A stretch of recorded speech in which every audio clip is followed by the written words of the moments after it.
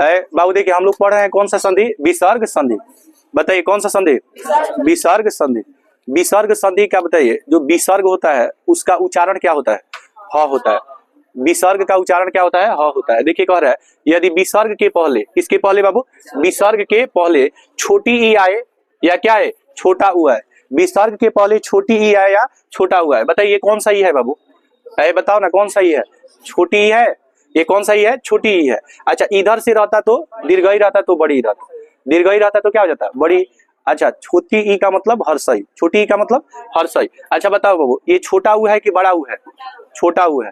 मात्रा तो आप लोग समझ रहे हैं, ये छोटा ऊ का मात्रा होता है और ये बड़ा ऊ का मात्रा होता है। बात समझ रहे हैं ना, ये छोटी ई का मात्रा होता है और ये बड़ी ई का मात्रा होता है। ये तो पता है आप लोगों को, यहाँ पे ध्यान देंगे सब लोग, बोर्ड पे ध्यान देंगे, कोई बात नहीं करेगा जी। देखिए कह रहा है विसर्ग के पहले छोटी ई हो या बड़ी ई, बड़ा ऊ हो, ठीक है। और विसर्ग के बाद देखिए क्या क्या हो, क हो या ख हो, प हो या फ हो। देखिए दो चीज कह रहा है, क हो या ख हो, प हो या फ हो। अब विसर्ग के पहले छोटी ई हो या छोटा ऊ हो, क्या हो बाबू, छोटी ई हो या छोटा ऊ हो। विसर्ग के बाद क हो या ख हो, प हो या फ हो। तो जो विसर्ग दिख रहा है ना, जो विसर्ग आप देख रहे हैं ध्यान से समझिएगा, जो विसर्ग आप देख रहे हैं इसके जगह पर आपको मूर्धन स का प्रयोग करना है। किसका प्रयोग करना है, मूर्धन स का प्रयोग करना है। और मूर्धन स में भी आपको रीफ वर्ण लिखना है। कौन सा वर्ण लिखना है, रीफ वर्ण। रीफ वर्ण समझ रहे हैं ना, मतलब आधा स लिखना है। क्या लिखना है, आधा स। क्या हटाना है, विसर्ग हटाना है। क्या हटाना है बाबू, विसर्ग। ध्यान से समझिएगा, दुह जमा कर्म दिया है, दुह जमा कर्म। ऐसा कर्म जो आपका सही, जिसका सही कर्म नहीं हो उसको कहा जाता है दुष्कर्म। दुष्कर्म का मतलब होता है जो काम जो व्यक्ति खराब काम करे। बात समझ रहे हैं ना, गलत काम को ही क्या कहा जाता है, दुष्कर्म कहा जाता है। समझिएगा बाबू। तो यहाँ पे करना क्या है कि जैसे यहाँ पे जो विसर्ग दिख रहा है ना, इसके जगह पर आपको किस स का प्रयोग करना है, मूर्धन स का। देखिए दू है तो दू लिख दिए, अब विसर्ग की जगह पे हमको क्या लिखना है बाबू, आधा स। यहाँ बचा क्या, कर्म। तो दुह जमा कर्म क्या होता है, दुष्कर्म। प्रश्न कैसे पूछेगा, ध्यान देंगे। कहेगा कि दुष्कर्म का संधि विच्छेद क्या होता है, तो दुष्कर्म का संधि विच्छेद होता है दुह जमा कर्म। दुह जमा क्या होता है, कर्म। अब ये कैसे दुह जमा कर्म, कैसे दुष्कर्म बनता है, ध्यान से समझेंगे। एक तो हमको दू लिखना है ना, आज जो विसर्ग है इसके जगह पे आधा स लिखना है। क्या लिखना है, और इसमें बचा क्या बाबू, कर्म। तो इसको कर्म लिख देना है। दुह जमा कर्म से हमारा शब्द बन जाएगा दुष्कर्म। जैसे कहेगा दुह जमा प्रकृति, जिसकी प्रकृति अच्छी ना हो, जिसकी प्रकृति का मतलब स्वभाव, जिसका प्रकृति अच्छा नहीं हो उसको कहेंगे दुष्प्रकृति। क्या कहेंगे, दुष्प्रकृति। विसर्ग की जगह पे किसका आगमन हो रहा है, जरा हमें बताइए। विसर्ग की जगह पे किसका आगमन हो रहा है, स का आगमन हो रहा है। तो जब भी विसर्ग हटेगा, विसर्ग हट जाएगा, तो जब भी विसर्ग लगा रहेगा ना, तो उस संधि का नाम होगा विसर्ग संधि। अच्छा विसर्ग हटेगा, उसके जगह पर नया वर्ण आएगा, फिर भी वह संधि विसर्ग संधि ही कहलाएगा। बात समझ में आ रहा है कि नहीं यार। अब बताइए बाबू, जरा बताइए यहाँ पे निह जमा कपट दिया है, निह जमा क्या दिया है, कपट। प्रश्न कैसे पूछेगा कि जो निष्कपट देख रहे हैं, निष्कपट, निष्कपट किसको कहा जाता है, जिस व्यक्ति के अंदर कोई छल ना हो उसको निश्छल कहा जाता है। जो छल कपट नहीं जानता है उसको बोलते हैं निष्कपट। निष्कपट, कपट समझ रहे हैं ना, जैसे बोलते हैं छल कपट। छल कपट का मतलब कि जो व्यक्ति आपके साथ 420 वाला काम करे। बात समझ के नहीं।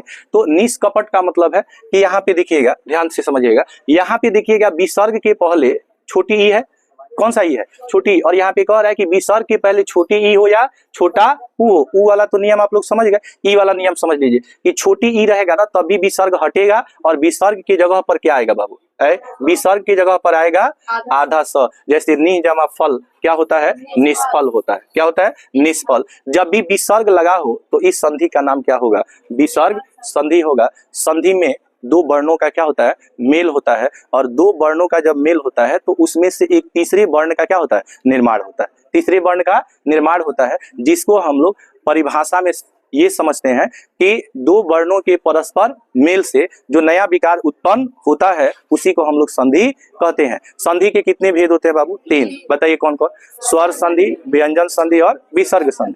स्वर संधि जब भी आएगा तो उसमें विकार अ आ के रूप में उत्पन्न होगा। और स्वर संधि के भेद कितने होते हैं, 5। पहला होता है दीर्घ संधि, दूसरा गुण संधि, तीसरा वृद्धि संधि, चौथा यण संधि और पांचवा अयादि संधि। पांचवा क्या हो जाएगा, अयादि संधि हो जाएगा। कहेगा गणेश, रमेश, महेंद्र, ये किस संधि का उदाहरण होता है? तो गुण संधि का उदाहरण है। ठीक है, कहेगा प्रति किस संधि का उदाहरण है? तो ये आपका यौन संधि का उदाहरण है। कहेगा अकैक, अकैक किस संधि का उदाहरण है? तो वृद्धि संधि का उदाहरण है। कहेगा वनौषधि, महौषधि, ये किस संधि का उदाहरण है? ये भी आपका वृद्धि संधि का उदाहरण है। किस संधि का उदाहरण है? वृद्धि संधि। कहेगा नयन, पवन, समझ रहे हैं ना, नाविक, नायिका, ये सब किस संधि का उदाहरण है? ये सब अयादि संधि का उदाहरण है। बात समझ में आ रहा है कि नहीं? कहेगा हिमालय, पुस्तकालय, विद्यालय, भावार्थ, ये सब किस संधि का उदाहरण है? तो ये सब आपका दीर्घ संधि का उदाहरण है। बात समझ में आया कि नहीं आया? अब इसके बाद आपका होता है व्यंजन संधि।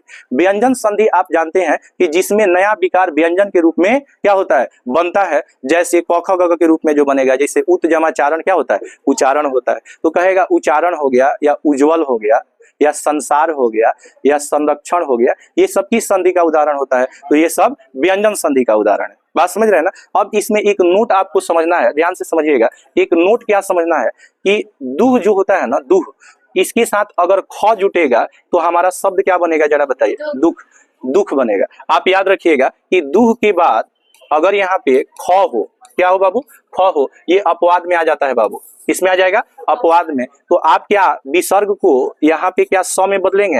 क्या ये कोई शब्द होगा?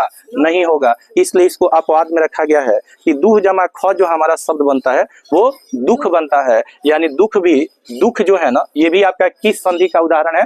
विसर्ग संधि। क्या इसमें जो विसर्ग है वो आपका मूर्धन स में बदलेगा? नहीं बदलेगा। यहाँ विसर्ग ज्यों का त्यों रहेगा। ज्यों का त्यों का मतलब होगा सेम रहेगा। विसर्ग क्या रहेगा? सेम रहेगा, वही रहेगा। इसमें किसी तरह का परिवर्तन नहीं होगा। कोई दिक्कत आपको? कोई दिक्कत है क्या? चलिए आगे बढ़ते हैं। ये समझ में आ गया ना कि यदि विसर्ग के बाद छोटी या बड़ी हो, छोटी क्या हो? बड़ी हो, तो विसर्ग ज्यों का त्यों रह जाता। ये ख रहेगा तो ज्यों का त्यों रहेगा, और क या ख रहेगा, प या फ रहेगा, तो विसर्ग की जगह पे मूर्धन स आ जाएगा। मूर्धन स में रेफ मूर्धन स मतलब आधा आएगा। क्या आएगा बाबू? आधा आएगा। अब जरा देखिएगा अगला नियम क्या कह रहा है। अगला नियम क्या कह रहा है? ध्यान से देखना है, बात कोई नहीं करेगा।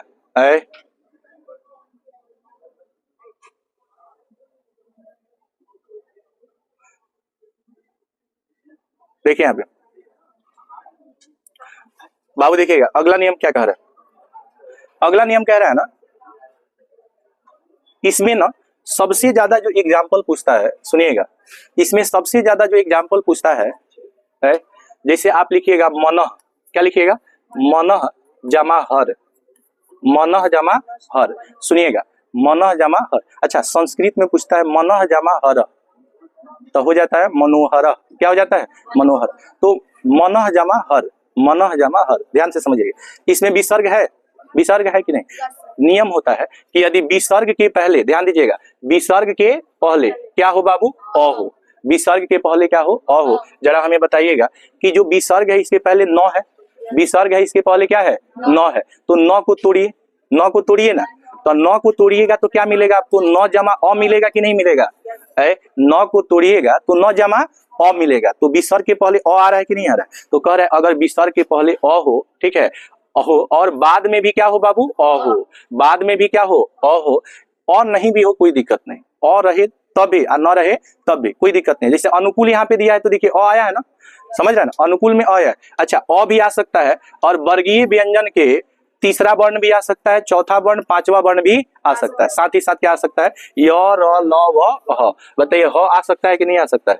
ह आ सकता है। ठीक है, क्या क्या आ सकता है? य, र, ल, व और ह आ सकता है। में से कोई एक आ सकता है बाबू। तो विसर्ग का क्या हो जाएगा? ओ हो जाएगा। विसर्ग का क्या हो जाएगा? ओ हो जाएगा। जरा बताइए हमें, ओ का कोई मात्रा होता है कि नहीं होता है? ओ का मात्रा होता है ओकार। ओ का मात्रा क्या होता है? ओकार होता है। तो ओ में बदल जाता है। इस संधि को भी हम लोग विसर्ग संधि कहते हैं। अब जरा हमें बताइएगा, इसको हम लोग अगर संधि करेंगे, इसको हम लोग संधि करेंगे, पंखा बंद करो, ये संधि करेंगे तो क्या होगा? एक तो म होगा, म होगा, ये क्या हो जाएगा? न, न होगा बाबू। अब बताओ, विसर्ग का हमको क्या लिखना है? ओ। तो ओ का मात्रा लिखना है। ओ का क्या लिखना है? मात्रा। अब बताओ इसमें बचा क्या? हर।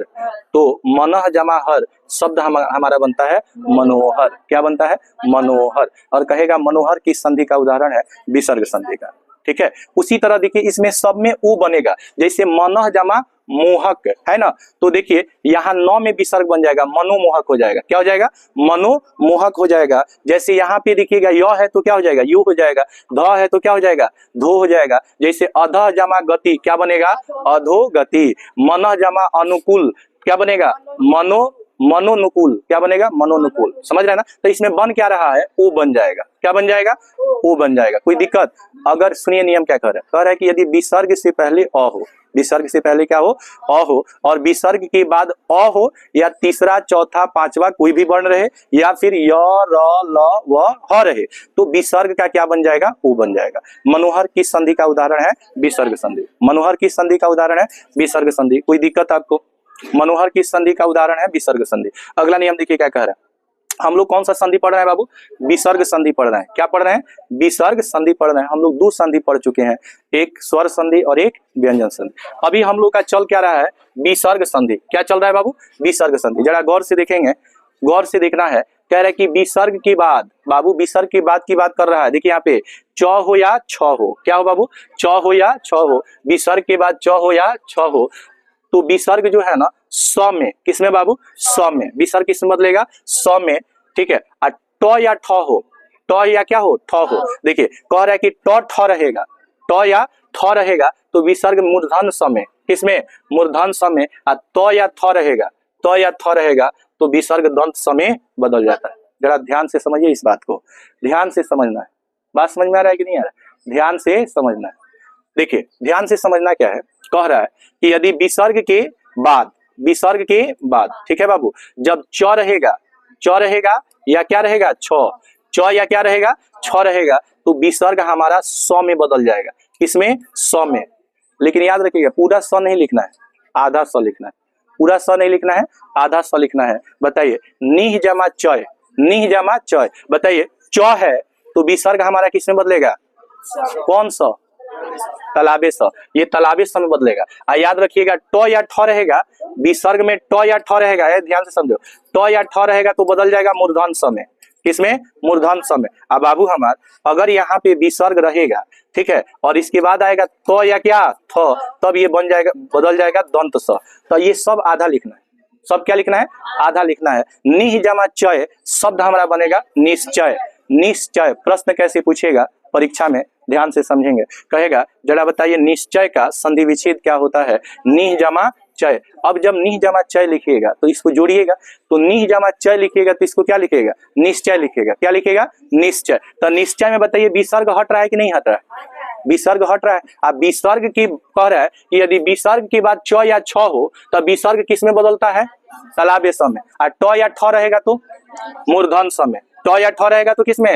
मूर्धन स में। और त या थ रहेगा तो दंत स में। कितने तरह का स? तीन तरह का स। पहला स तालाबे स, दूसरा स मूर्धन स, और तीसरा स द। बाबू कहते यहाँ छ है तो किसमें बदलेगा? स में बदलेगा ना। अब यहाँ पे देखिए यहाँ है ठ, क्या है बाबू? ठ। निह जमा ठुर होता है निष्ठुर। क्या होता है? निष्ठुर। तो देखिए जब ठ रहेगा तो कौन सा है? बताइए मूर्धन स। और छ रहेगा तो तालाबे स, च रहेगा तो तालाबे स, और त रहेगा तो दंत स। तो कह रहे हैं निह जमा तार क्या हो जाएगा? निस्तार। निह जमा तार निस्तार हो जाएगा। है विह जमा तार विस्तार हो जाएगा। विह जमा तार क्या हो जाएगा? विस्तार हो जाएगा। कोई दिक्कत आपको?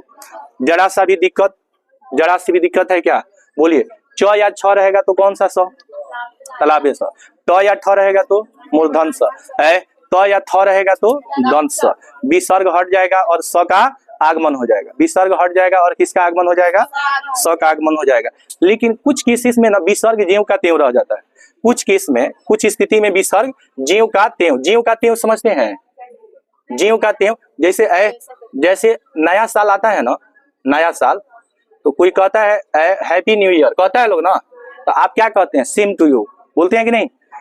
लेकिन कोई कह दे हैप्पी बर्थडे तो कह दीजिएगा सेम टू यू। बर्थडे में सेम टू यू नहीं होता है। बात समझ रहे हैं कि नहीं? हाँ? होता है। अगर अच्छा उसका चाचा का बर्थडे के दिन है। चलिए बढ़िया है। चलिए देखिए यहाँ समझिएगा अगला नियम क्या कह रहा है। नियम क्या कह रहा है? हम लोग कौन सा संधि पढ़ रहे हैं बाबू? बोलो ना। विसर्ग संधि। एक बात समझिएगा, कह रहा है ना कि विसर्ग के बाद विसर्ग के बाद चाहे तालाब्य स हो, मूर्धन स हो या दंत स हो। बाबू ध्यान दो, यहाँ पे विसर्ग के बाद तीनों स रहे, तालाब्य स रहे, मूर्धन स रहे या क्या रहे, दंत स रहे, विसर्ग ज्यों का त्यों रहेगा। ज्यों का त्यों, ज्यों का त्यों मतलब समझते हैं, सेम टू यू हो जाएगा, ज्यों का त्यों रह जाएगा, ज्यों का त्यों रह जाएगा। बात समझ रहे हैं कि नहीं? जैसे बताइए दुह जमा शासन, ये क्या बन जाएगा, दुशासन, दुशासन बन जाएगा। अच्छा, निह जमा संतान क्या बन जाएगा, निह संतान। बताइए निह जमा शुल्क क्या होगा, निह जमा शुल्क बनता है निःशुल्क, निःशुल्क, निःशुल्क। आपके विद्यालय में निःशुल्क शिक्षा होता है, सरकारी विद्यालय में आपको निःशुल्क शिक्षा मिलती है, जबकि प्राइवेट विद्यालय में आपको शुल्क के साथ, मतलब वहां फी देना पड़ता है। फी देना पड़ता है कि नहीं देना पड़ता है? बात समझ रहे हैं कि नहीं? देना पड़ता है, ऐसे समझिए। अब एक बात समझिएगा बाबू, यहां तक आप लोग समझ गए कि कुछ केसेस इसमें विसर्ग ज्यों का क्या रह जाता है, त्यों रह जाता है। यहाँ भी रजह कण देखिएगा, ये भी विसर्ग ज्यों का क्या रह जाएगा, त्यों रह जाएगा। रजह कण, प्रातः काल, प्रातः काल में भी विसर्ग सेम रह जाता है। प्रातः काल लिखिएगा ना, कौन सा काल, प्रातः काल, तो विसर्ग ज्यों का क्या रह जाता है, त्यों रह जाता है। प्रातः काल कैसे लिखते हैं जी, प्रातः विसर्ग रहता है ना, और काल सेम रह जाता है, विसर्ग सेम रह जाता है। अगला नियम देखिएगा, ध्यान से समझेंगे। अगला नियम क्या कह रहा है, अगला नियम है क्या, देखिए देखिए क्या कह रहा है अगला नियम। कह रहा है कि रेफ, रेफ माने क्या होता है बताइए, रेफ माने क्या होता है, आधा, रेफ माने आधा होता है। कह रहा है कि यदि र के बाद र हो, र के बाद र के बाद क्या हो, र हो, सुनिए, र के बाद र हो तो क्या कह रहा है, र का लोप हो जाता है। र का क्या हो जाएगा, लोप। ये जो र देख रहा है ना, इसका लोप हो जाएगा, जो लोप माने हट जाएगा। बात समझ रहे हैं ना, रिमूव हो जाएगा। र का क्या हो जाएगा बताइए, लोप हो जाएगा। र का क्या हो जाएगा, लोप हो जाएगा। आप याद रखिएगा, या तो यहाँ र आ सकता है, या तो यहाँ विसर्ग भी आ सकता है। र भी आ सकता है और विसर्ग भी आ सकता है। ये दोनों संधि याद रखिएगा, विसर्ग संधि कहलाता है। दोनों संधि विसर्ग संधि कहलाता है। बात समझ रहे हैं कि नहीं? देखने में लगेगा कि ये अलग संधि है, लेकिन याद रखिएगा, इसमें नियम याद रखिएगा कि विसर्ग आ भी सकता है और विसर्ग की जगह पे र भी हो सकता है। विसर्ग आ भी सकता है और विसर्ग की जगह पे र भी है। कहाँ ध्यान है लड़की, ध्यान दे बोर्ड पे।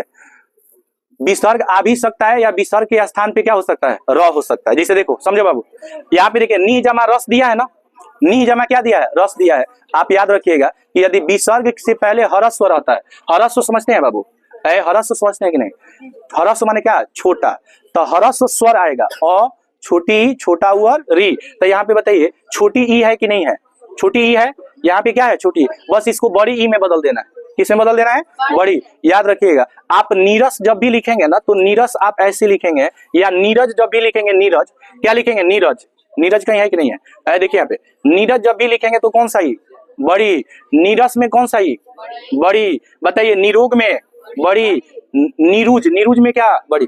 समझना क्या है, कि जो विसर्ग के पहले हरस्व स्वर आएगा उसको दीर्घ में बदल देना है, या तो विसर्ग हटा देना है, या फिर इस र को हटा देना है।